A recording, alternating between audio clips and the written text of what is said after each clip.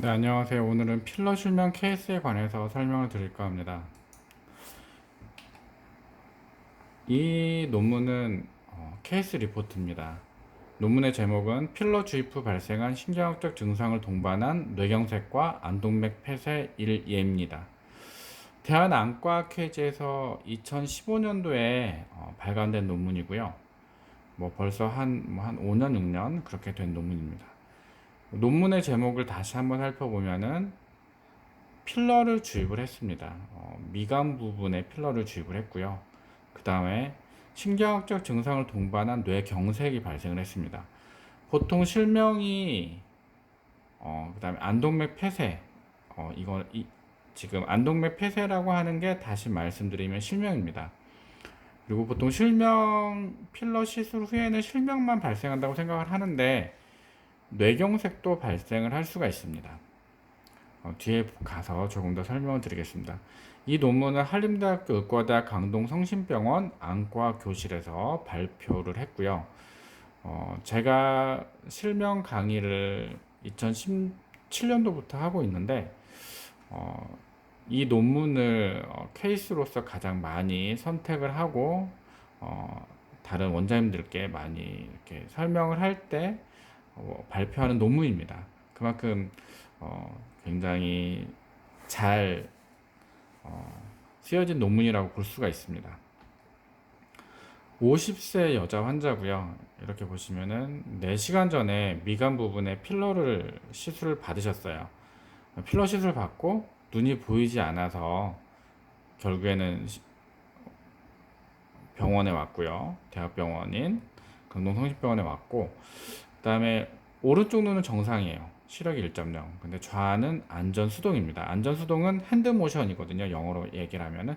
그러니까 손을 흔드는 정도의 어떤 시력밖에 남아있지 않은 겁니다. 거의 실명에 가깝다라고 보시면 되실 것 같고요.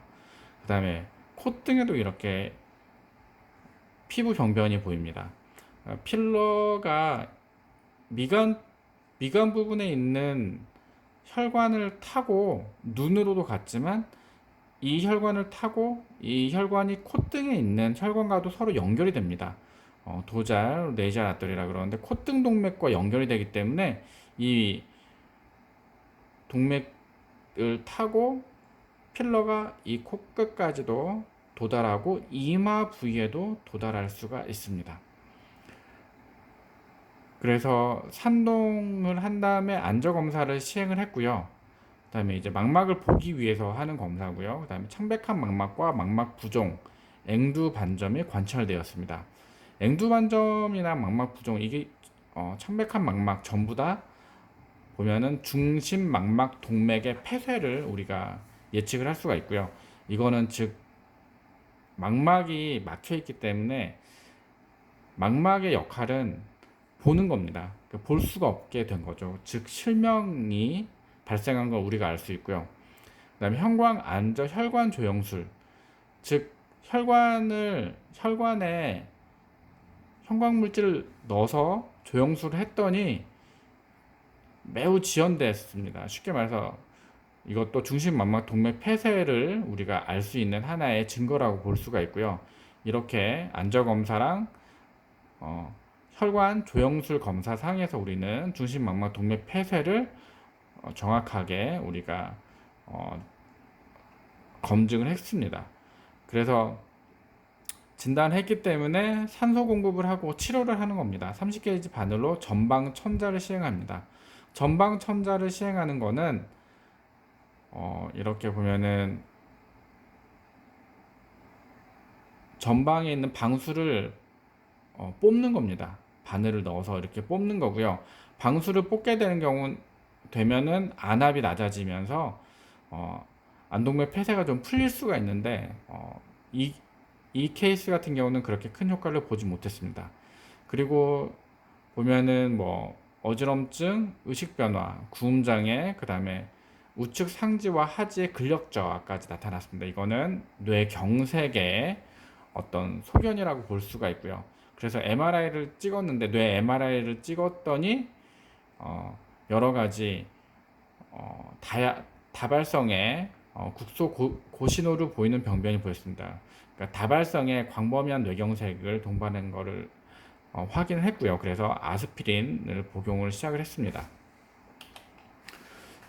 앞에서 얘기했다시피 푼도스코피상 안저검사상 보면은 전반적으로 오른쪽은 정상인데 왼쪽은 보면 혈관이 거의 안 보이죠. 그리고 많이 좁아져 있고 전반적으로 페일하고 이게 바로 체리 레드 스팟입니다.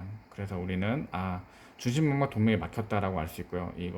이거는 또 이제 혈관 조영술 했더니 이렇게 까맣게 아무것도 안 보이는 거죠. 이것도 중심막막 동맥이 제대로 보이지 않는다. 우리는 그렇게 알 수 있는 겁니다. 그 또 하나 특징적인 게 그래서 이번 4일째 좌안 시력이 광각 무로 떨어집니다. 이거는 이제 정말 아무것도 안 보이는 겁니다. 처음 왔을 때는 핸드모션, 손을 흔드는 것까지는 우리가 확인을 할 수 있었는데 이 환자분이 근데 이번 4일째부터는 아예 광각이 제로가 되어서 100% 실명이 된 거고요. 그 다음에 뭐 안압은 좀 떨어졌지만 그 다음에 이렇게 실명 실명이 진행을 했다라고 우리가 알 수가 있습니다. 3개월 지나서 뭐 다른 뭐 어떤 증상들은 좋아졌는데 보면은 시력은 돌아오지가 않았습니다. 그러니까 우리가 알아야 될 게 실명은 그 즉시 바로 치료하지 않으면은 다시 돌아오지 않습니다. 이거는 뭐 4일째 이제 그 뇌경색 부위에 뇌출혈이 다시 발생을 한 걸 우리가 알 수 있고요.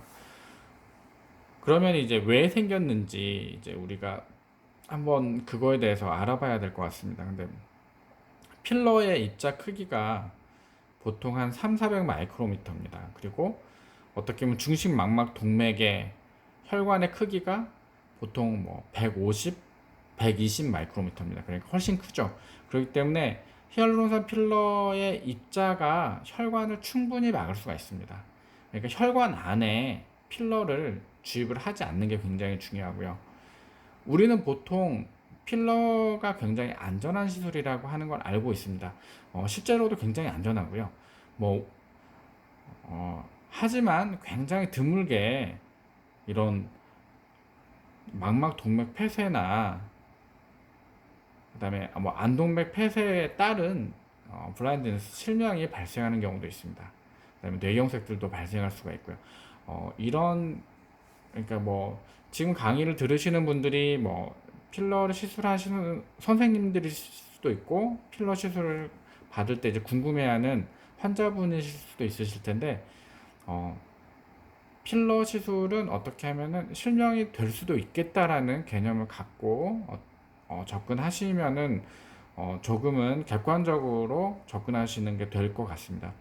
하지만 이거는 굉장히 드문 합병증이기 때문에 예방하기도 그렇게 어렵지가 않습니다.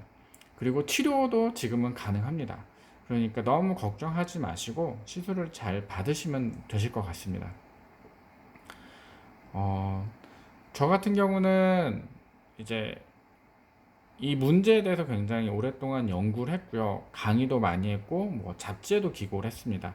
그래서 앞으로 좀 더 체계적으로 왜 이 실명이 발생을 하는지, 그리고 실명 발생 메커니즘이랑 그 다음에 그렇게 발생을 했을 때 어떤 증상이 나타나고 우리가 그걸 어떻게 대처해야 되는지, 그리고 우리가 어떻게 치료를 해야 되는지, 그리고 더 나아가서는 어떻게 하면은 이거를 예방할 수 있는지까지 체계적으로 하나하나 부분 이렇게 좀 자세하게 강의를 드릴까 합니다.